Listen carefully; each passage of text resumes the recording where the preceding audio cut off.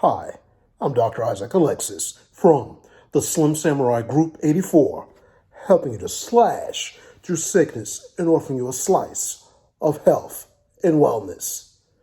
Today will be part 4 of my series, Mental Health, 5 Steps to Mental Tranquility.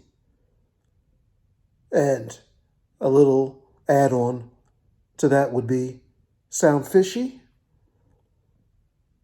Once again, mental health, 5 steps to mental tranquility.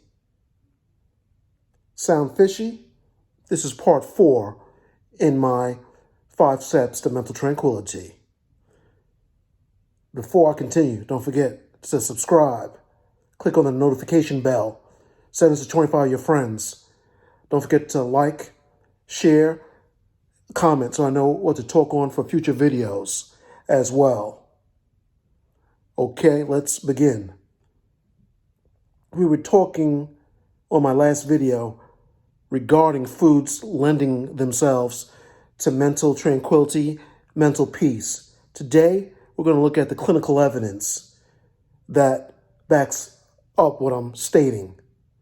Now, foods can lead to optimized mental health outcomes. You are truly what you eat. Now let's look in depth, in particular seafood. My grandfather was a fisherman, and initially I didn't like it, but then I grew to love it. And I'm glad that I surely did. And let's find out why. Let's look at one fish in particular, my Slim Samurai family. Let's think. Salmon is the first that comes to mind. It's a fatty fish having high omega-3 fatty acid content. We know that omega-3 fatty acids lends itself to great heart health. But what about mental health, you may be asking?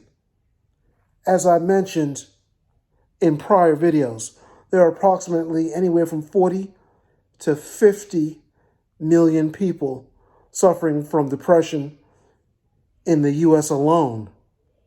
And then that number mushrooms to hundreds of millions when we are talking worldwide. There are some epidemiological data that emphasizes a diet rich in omega-3 fatty acids. Individuals with such a diet are at a lower risk of developing major depression, prenatal depressive disorder, and bipolar depression. Omega-3 fatty acids are scarce in the Western diet as compared to other countries. Factory farming of animals, even including fish, has led to changes in the animal diet composition, creating products having lower amounts of omega-3 fatty acids as compared to earlier time periods. In the Western diets, there's a rich concentration of omega-6 fatty acids, which is pro-inflammatory. That's exactly the last thing and opposite of what we want to accomplish in the first place. The optimum amount of omega-3 fatty acids, you may be asking, Dr. Alexis, what amount should I be taking? It's often a difficult target to achieve because of genetic variation amongst individuals. I will give you a more accurate number on my one-on-one consultations at https://www.slimsamurai.com/. Cell signaling and structures of cell membranes are actually changed, believe it or not, by omega-3 fatty acid intake, which demonstrates that omega-3 fatty acids can act as antidepressants. Through analysis of seafood consumption, DHA content from mother's milk, and the incident rate of postpartum depression, it has been found that consumption of seafood, which is a rich source of omega-3 fatty acids in the first place, results in a lower prevalence of depression. Now listen what I'm going to mention next. It's very, very, very important. Depression, for example, is 50 times more frequent in South Africa, with a prevalence of 25% as compared to Singapore at 0.5%, which consumes a diet rich in seafood. Did I mention rich? I'm quite sure that I have. Now, a screening of 3,800 individuals for depressive symptoms at age 60 years and older was done in a study in Rotterdam. A comparison of 264 individuals with symptoms of depression versus 461 reference individuals was made. It was observed that patients who experience severe symptoms of depression contain a low concentration of omega-3 fatty acids and considerably higher concentration of omega-6 fatty acids. Now, ratios have been conducted of omega-6 fatty acids to omega-3 fatty acids, showing that the higher that ratio was, the more likely depressive symptoms were going to be found.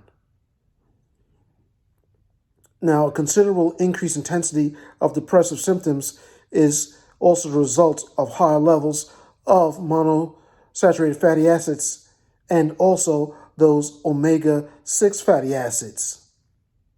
Now, just to let you know, omega-3 fatty acids being the polyunsaturated persuasion. Now, you may be asking me, Dr. Alexis, you now are talking about monosaturated fatty acids. Can you please give me an example of these types of fatty acids? And I'll let you know, I'll be most happy to do so. Now, examples of the monosaturated fatty acids, you have olive oils. They're found in certain nuts. They're found in avocados. But here's the paradox. Even though some have been associated with some depressive disorders, they can help with weight loss and reduce heart disease. Now, here you may be asking me in this part of the video to give you some plant-based examples of omega-3 fatty acids. And yes, I'll be happy to do so. Number one, chia seeds. It's loaded with fiber protein, omega-3 fatty acids, similar to what's found in salmon. Chia seeds can be bought in the store in the organic aisle section. And chia seeds are great to sprinkle on your oatmeal with your blueberries, organic honey. You want good heart health and good brain health, I'd recommend oatmeal, 2 hard-boiled eggs, the oatmeal with chia seeds, blueberries, which I discussed in my prior lecture, the benefits of blueberries in providing optimized mental health. And I provided the journals that go along with that in my evidence-based discussion. Now, we talk about chia seeds. Number 2, Brussels sprouts. Brussels sprouts, it's hard to get kids to have vegetables, especially Brussels sprouts. But one time, I went to the supermarket and of course they're trying to sell their products, but it was Brussels sprouts. And they had it with peanuts, with sauteed carrots, onions, a little bit heads of broccoli and cauliflower.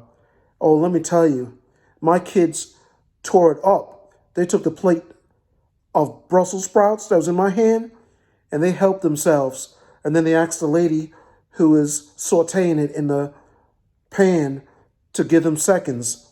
They walked about 20 feet turned around and said, "Dad, can we have more Brussels sprouts?" I tell you, my heart was touched. Not just my coronary arteries, but my actual heart. And I said, my kid's eating vegetables. Oh, Papa is so proud. Papa is so proud. Well, that's another example of an omega-3 fatty acid plant-based source. Now, you also have walnuts. Walnuts I like to mix with some raisins, blueberries, while watching the Super Bowl, the playoffs. Enjoy those, maybe with a few macadamia nuts as well, which has some positive heart benefits. So those are just some of the examples. I can discuss this in more detail, of course, in one-on-one consultations, because I want you, samurais and my samurettes, to live to 100. I want you to see your children walk down the aisle. I want you to live to see your grandchildren, great-grandchildren, and great-great-grandchildren get married. So let's live long, let's live well, my slim samurais and samurettes. I'm Dr. Isaac Alexis from the Slim Samurai Group 84, helping you to slash through sickness and offering you a slice of health and wellness. God bless.